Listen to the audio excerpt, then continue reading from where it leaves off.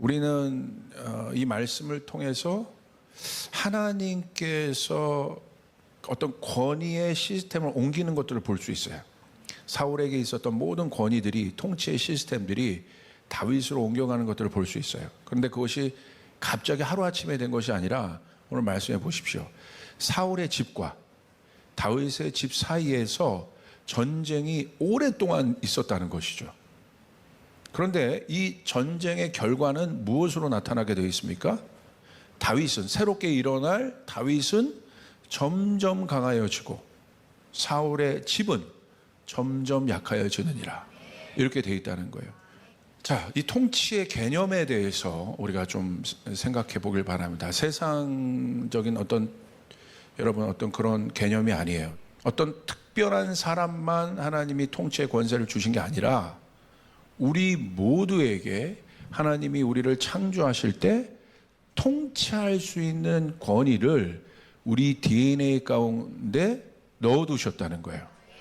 그러므로 여러분이 예수님을 구주로 영접하고 그 이후부터 하나님의 영이 여러분과 함께 하는데, 그것은 실제적으로 여러분이 우리가 모를 뿐이지 우리 안에 이미 회복된 새 사람으로 회복된 우리 안에 하나님의 통치의 권세가 있음을 믿으시길 바랍니다. 근데 그 통치의 권세를 왜 주시겠어요? 여러분이 세상에서 이기시라고. 아멘. 창세기 1장 26절 우리 같이 한번 읽겠습니다. 시작. 하나님이 이르시되 우리의 형상을 따라 우리의 모양대로 우리가 사람을 만들고 그들로 바다의 물고기와 하늘의 새와 가축과 온 땅과 땅에 기는 모든 것을 다스리게 하자 하시고. 자 보세요. 삼위이신 하나님께서 서로 의논하셨어요. 우리의 형상을 따라 우리의 모양대로 우리가 사람을 만들자. 자, 그분들이 의논하셨어요. 그런데 어떻게 의논하셔서 만드셨냐면 그들로 하여금 어떤 일을 하게 하자. 그게 바로 어떤 일을 하게 하는 것이냐면 바로 다스리게 하자. 창세기 1장 26절 보세요. 모든 것을 다스리게 하자.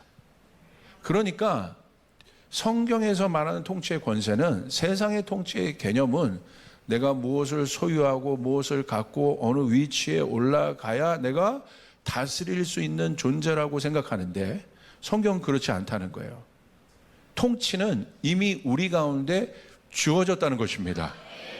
아멘. 여러분, 그것들이 우리 안에 발견되어질 때 사단이 결국 이거를 못 깨어내게 해요. 우리 안에 있다는 거예요. 그래서 정말 하나님의 형상이 가는 곳마다 어떤 일들이 일어나야 돼요? 복된 일들이 일어나야 돼요. 생명의 일들이 일어나야 돼요. 자유하는 일들이 일어나야 되네요. 아멘. 이게 하나님의 뜻이에요. 모든 것을 다스리게 하자. 창세기 1장 28절 우리 한번 같이 읽겠습니다. 시작.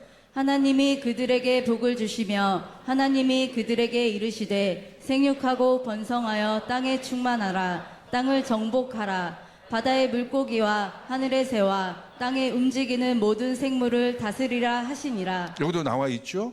모든 생물을 다스리라 하시느니라. 이것은 다스려 줄래 그러지 않을래가 아니라 명령입니다. 그러므로 그리스도인이라면 여러분들이 여러분 안에 이 통치의 권세가 있음을 믿으시길 바랍니다. 아, 다스려야 되는구나. 내가 환경과 상황의 지배를 받는 존재가 아니구나. 내가 다스릴 수 있는 존재구나. 이것이 하나님의 뜻이구나. 근데 여러분, 중요한 게 있습니다. 통치는 내가 어떤 힘을 소유해서 얻은 힘이 아니라 하나님이 사람에게 허락하신 고유의 권한이다. 무슨 말이냐면 통치의 권세는 어떤 특별한 사람에게만 있는 것이 아닌 거예요. 우리 모두에게 있는 것입니다. 하나님의 형상으로 지어진 우리 모두에게 이 통치의 권세가 있음을 믿으시길 바랍니다. 그런데 애석하게도 안타깝게도 왜 그런 일들이 안 이루어질까? 제가 볼 때 가장 강력하게 회개해야 될 사람들이 바로 저 같은 목사들이에요. 어떤 특별한 사람들만이 하나님의 권한과 권위를 갖고 있다고 생각해요.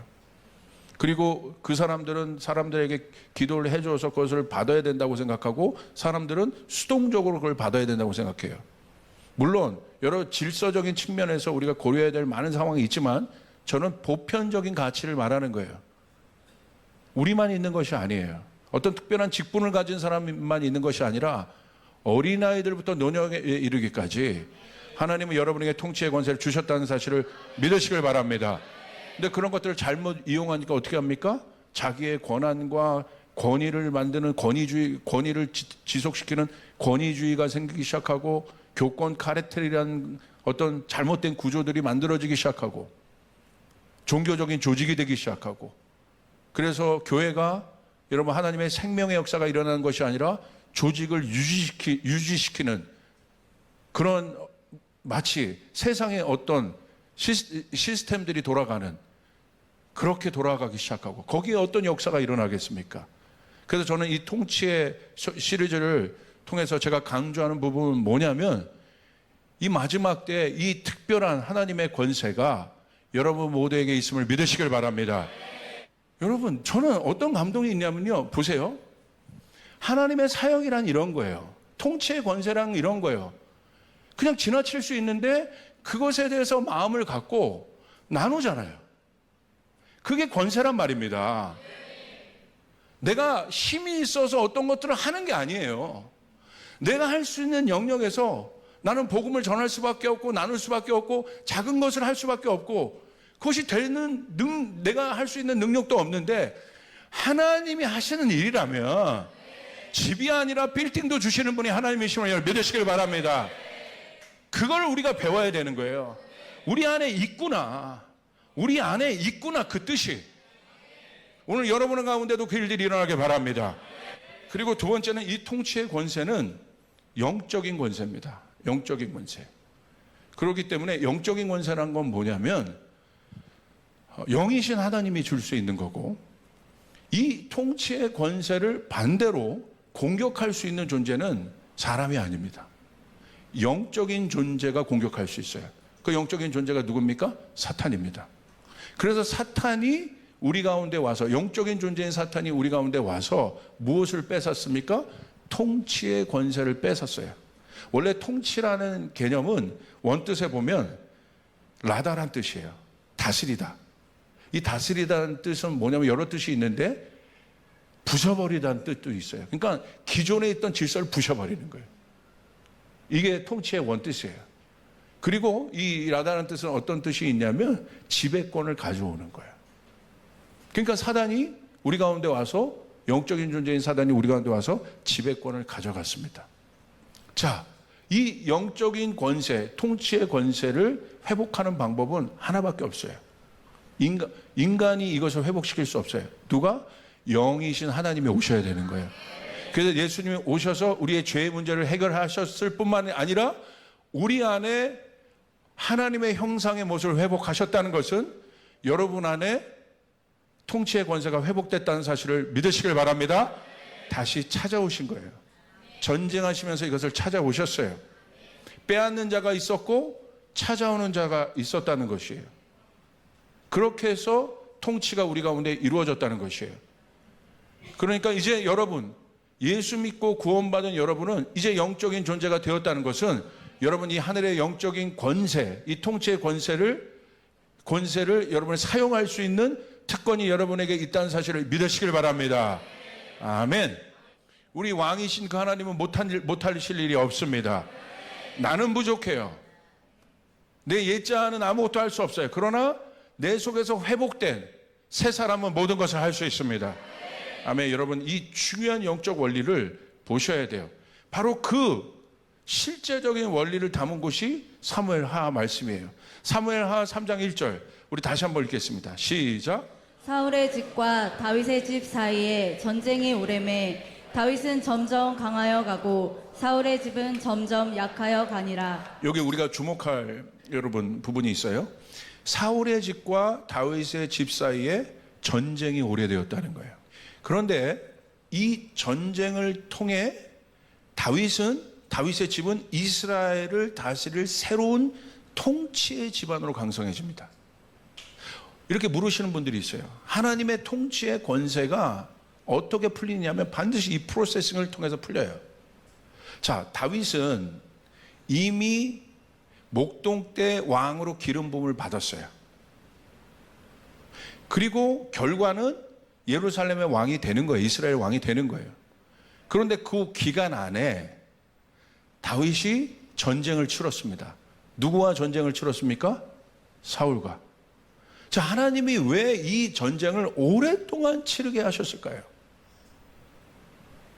이것이 우리의 질문인 거예요. 우리도 거듭났어요. 그 거듭났다는 것은 십자가에서 우리의 옛자가 죽었다는 것이에요. 그런데 왜 하나님이 우리 내면 안에 이 옛자와 계속 다투게 하시고 이 전쟁을 오랫동안 치르게 하시는가? 바울은 그렇게 하잖아요. 이미 하나님의 사람이 되었습니다. 근데 바울은 어떻게 고백합니까? 나는 날마다 십자가에 죽노라고 얘기합니다. 날마다 자기의 자아를, 옛자를 십자가에 못 박는 일을 합니다. 날마다. 왜 그렇게 합니까? 이미 그러지 않아도 되는 존재인데 왜 그렇게 합니까? 여기에 여러분 중요한 원리가 있습니다. 여러분, 하나님은 여러분에게 진짜 힘을 주길 원하십니다. 진짜 권세를 주길 원하십니다. 그런데요, 인간이요, 진짜 힘과 권세가 오잖아요? 변질돼요. 진짜 그래요. 제가 그런 사람들 많이 봐요. 와, 초창기 때 어떤 사람 보면 하나님 막 쓰시는 거예요. 그런데 조금 지나고 나면 이 사람 막 유명해져. 유명해진다는 건 뭐예요? 주변에서 와, 네가 최고다. 와, 이 사람 뭐 당신은 뭐 위대하다. 이 사람의 영향력이 막 실제가 돼요. 그런데 그때 교만의 마귀가 쑥 들어와요. 그래서 어느 순간부터 저 사람 보면 교만해져 있는 거야. 야, 무섭네. 왜 그렇습니까? 준비가 안 됐는데, 허락이 안 됐는데 너무 빨리 뭘 본 거예요? 권력의 맛을 본 거예요. 힘의 맛을 본 거예요. 준비됐습니까? 준비 안 되면, 여러분, 준비 안 된 상태로 그 자리에 가잖아요? 괴물됩니다. 변질됩니다. 하나님을 대적하는 자가 됩니다. 그러니까 이거 사울의 집안과 다윗의 집안은 실제적으로 왕의 권세에 대한 전쟁이에요. 그러니까 하나님이 다윗을 한 번의 왕으로 만들 수 있지만 골리앗 한 번 무너뜨린 것으로 되지 않는 거예요. 그 내면 안에 얼마나 많은 일들이 있습니까? 결국 우리가 거듭났지만 우리 안에 옛자와의 전쟁이 오래되는 이유는 뭐냐면, 우리 내면의 이 옛자와의 전쟁이 오래될 때 어떤 일이 일어나냐면, 여러분, 바깥을 다스릴 수 있는 내면의 힘이 생긴단 말이에요. 할렐루야. 바깥의 문제가 아니에요, 결국. 여러분, 다윗이 이제 왕이 되었습니다. 바깥에 많은 문제들이 일어납니다. 근데 그 바깥의 모든 문제가 결국 다윗의 어디를 공격해요? 마음을 공격하는 거예요. 근데 마음이 만약에 단단하지 않고 마음에 평강이 없고 마음에 기쁨이 없다면 아마 그 어마어마한 권력 다툼의 싸움에서 다윗은 아마 이상해졌을 거예요. 여러분, 예루살렘 왕이 된 이후에 다윗이 이상해지잖아요.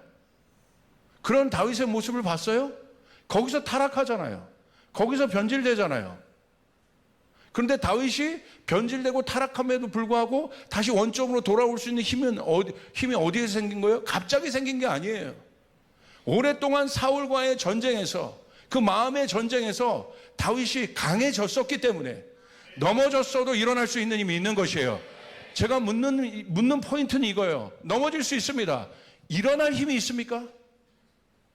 다칠 수 있어요. 근데 다치는 것보다 여러분 더 중요한 게 뭐냐면 회복의 능력이 있냐는 거예요. 회복의 능력이 있어야 돼요.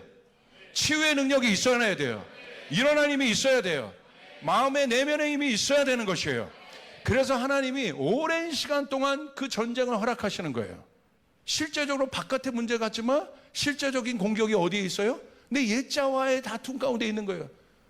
아, 진짜 다 때려칠까? 포기할까? 아, 너무 힘든데? 그런데 그 속에서 그 옛자의 음성을 뒤로 하고, 그럼에도 불구하고 내가 하나님 앞에 나가야지, 하나님 앞에 기도해야지, 그러한 단련 속에서 이 사람은 오늘 나온 것처럼 하나님의 포인트는 어디에 있냐면, 오래된 전쟁에 있는 것이 아니라 이 전쟁을 통해서 3장 1절의 말씀을 보세요. 성경은 뭘 강조하고 있는 거예요? 전쟁이 오래되었는데 어떤 일이 일어나요?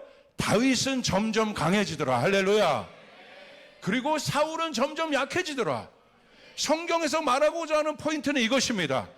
여러분이 오래된 전쟁 가운데 있지만 내면에 오래된 전쟁을 하고 있어요. 옛자의 전쟁. 아직도 내 옛자가 하고 싶은 대로, 그리고 하나님이 하고자 하는 그 어떤 뜻 가운데 어마어마한 충돌, 옛자의 습성들, 그 충돌이 있지만 이 전쟁이 오래됐지만 여기 포기하지 않고 때로는 낭망하고 어렵고 힘들지만 여러분 그 길을 걸어갈 때, 십자가 붙잡고 갈 때, 내 옛자를 처단하여 갈 때 어느 순간 하나님은 이 모든 것을 다스릴 수 있는, 다 되었다 이제 권세를 여러분에게 주신단 말이에요.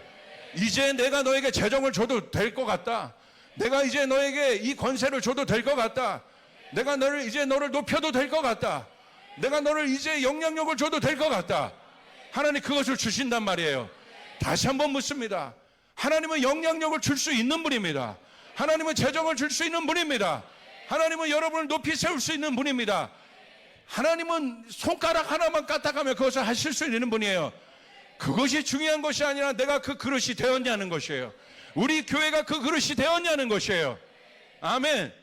머리로만 사는 사람이 아니라 누가 실제가 됩니까? 옛자와의 전쟁, 사울의 지방과의 그 전쟁, 오래된 전쟁. 성경은 여러분 사울을 쳐다보지도 않습니다. 이 오래된 전쟁에서 이겨낼 때 여러분은 강해집니다. 아까 보셨던 그 점점이라는 단어를 보세요. 한 번에 그렇게 되지 않았죠? 그래서 여러분 뭔가 한 번에 어떻게 됐다는 것을 주의하시길 바라요. 점점 강해지더라. 제가 어떤 회사 다니는 우리 지체에게 물어봤어요. 요즘 사람들 뭐가 제일 고민이에요? 제가 물어봤더니 많은 고민이 있대요. 많은 고민이 있는데 진짜 뭐가 고민이에요? 왜 영적 역마살이 생길까요? 왜 그럴까요? 왜 이렇게 생각이 왜 이렇게 복잡할까요? 그랬더니 결국 한 방을 노린다는 거예요. 결국 한 방.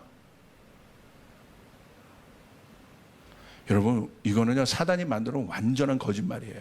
다윗이 한 번에 왕이 된 것이 아니라는 거예요. 점점 강해지더라. 점점이란 단어. 여러분 그 오래된 전쟁을 하고 계십니까? 여러분이 믿지 않는 집안에서 태어나서 오래된 전쟁을 하고 계십니까? 어떤 일을 놓고 오래된 전쟁을 하고 계십니까? 하나님의 뜻대로 하신다면 할렐루야. 여러분 점점 강해지고 있는 것이에요. 아멘. 자, 두 번째 옛자와의 전쟁은 옛자가 거하는 터와의 전쟁입니다. 여러분 터와의 전쟁이 무엇이냐면 추상적인 전쟁이 아니라는 거예요. 실제적으로 보세요. 사울과 다윗이 싸웠다고 얘기하고 있지 않아요. 뭐라고 기록되어 있습니까? 사울의 집과 다윗의 집이 싸웠다고 되어 있어요. 집은 뭘 말하는 거예요? 거점을 말하는 거예요. 터를 말하는 거예요. 사울 한 사람이 일어났어요. 그런데 이 사람의 영향력이 강해지니까 뭐가 생겼어요? 터가 생겼어요. 잘못된 영향력을 주는 지배구조가 생겼어요. 그러니까 하나님께서 새로운 통치의 권세를 여러분에게 주시려면 실제적으로 사울만 제거해서 되는 것이 아닙니다. 사울이 영향력을 주었던 모든 구조가 제거돼야 돼요. 할렐루야. 여러분 믿습니까? 사울을 통해서 기생하여 먹고 사는 사람들이 있었겠죠. 사울을 통해서 형성된 잘못된 권위 구조가 있었겠죠. 그래서 거의 여러분 이 단위는 사울만 끄집어내서 제거되는 것이 아니에요. 통치의 영역이 미치는 범위가 있습니다. 사무엘하 3장 10절 우리 같이 읽겠습니다. 시작. 그 맹세는 곧 이 나라를 사울의 집에서 다윗에게 옮겨서 그의 왕위를 단에서 브엘세바까지 이스라엘과 유다에 세우리라 하신 것이니라 하매. 여러분 여기 분명히 나와 있죠. 그의 맹세는 이 나라를 사울의 집에서 다윗에게 옮기겠다. 오늘 여러분에게 빼앗겼던 모든 권세가 실제화 될지어다. 다윗은 특별한 사람이 아니에요. 목사님이 아니에요. 여러분에게 왕 같은 제사장 다윗의 자손으로 예수 그리스도가 오시잖아요. 예수의 영이 있는 여러분에게 오늘 이 일들이 일어날지어다. 그런데 이 권위가 어떻게 되어 있습니까? 그의 왕위를 단에서 부엘세발까지 이스라엘과 유다에 세우리라 하신 것이라. 추상적인 것이 아니라 실제적인 이 통치의 권세가 미치는 범위가 있었다는 거예요. 지도 한번 보여줘 보세요. 이게 바로 여러분 보시면 이스라엘 자손이 받은 가나안 땅입니다. 근데 단은 어디냐면 납달리, 그 위에 보시면 이온 밑에 단이 있죠. 제일 위에요. 그리고 밑에 보시면 부엘세바, 시므온이 있죠. 제일 밑입니다. 어마어마한 거래요. 실제적으로 성경은 구체적으로 지명을 이용해서 추상적으로 너의 권위가 확장될 것이다가 아니라 실제적으로 여러분과 여러분의 가정과 여러분의 자녀와 여러분의 일터와 이 교회에 실제적으로 하나님께서 그 통치의 권위가 그 권위가 확장될 수 있도록 그 권위를 여러분 가운데 허락해 주시길 바랍니다. 그래서 이 통치의 영역은 실제적으로 확장된 범위가 있는 영역이라고 했습니다. 그런데 이것이 누구에게 이루어지느냐? 옛자가 죽고 새 사람으로 일어나야 돼요. 사울의 전쟁에서 이겨야 합니다. 옛자가 죽고 새 사람이 일어날 때 하나님은 이 시즌의 마지막 때 어떤 기름을 부어주실 것이냐? 왕의 기름 부음을 주실 것입니다. 왕의 기름 부음은요, 내가 갖는 게 아니에요. 위로부터 오는 것이에요. 머리부터 발끝까지.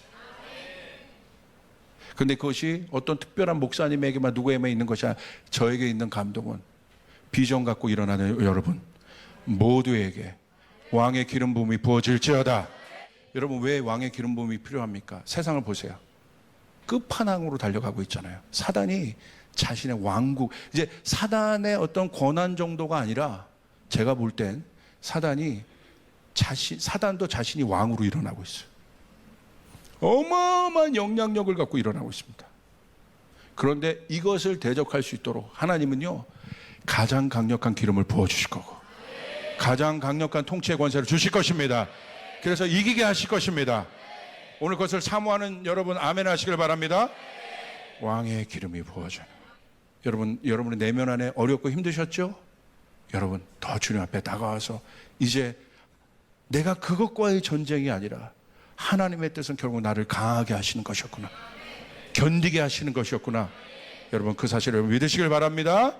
아멘. 하나님 여러분에게 주실 것입니다. 그래서 우리의 삶에서 그 일들이 일어나야 됩니다. 이제 사울의 옛자는 내 환경과 내 능력과 내 경험치를 기대는 거예요. 그럼 두려워요. 불안합니다. 어렵습니다. 그러나 나는 약하지만, 나는 어렵지만 이 사울과의 옛자와의 오래된 전쟁을 통해서 나는 그리스도의 군사가 되었고 어떻게 이기는지를 알게 되었고 폭풍이 오지만 그 폭풍을 제어할 수 있는 힘들이 내게 생겼고 폭풍이 와도 내 안에 샬롬이 무너지지 않는 힘이 생겼고 어려움이 와도 내 안에 기쁨이 무너지지 않는 힘이 생겨서 이제는 폭풍을 다스리고 여러분 모든 포로된 자, 갇힌 자를 자유케 하는 능력이 여러분 가운데 일어나길 바랍니다. 여러분의 혀를 통하여 나오길 바랍니다. 여러분의 입술을 통하여 나오길 바랍니다. 여러분의 손을 통하여 나오길 바라고 여러분의 발걸음을 통하여 나오길 바랍니다.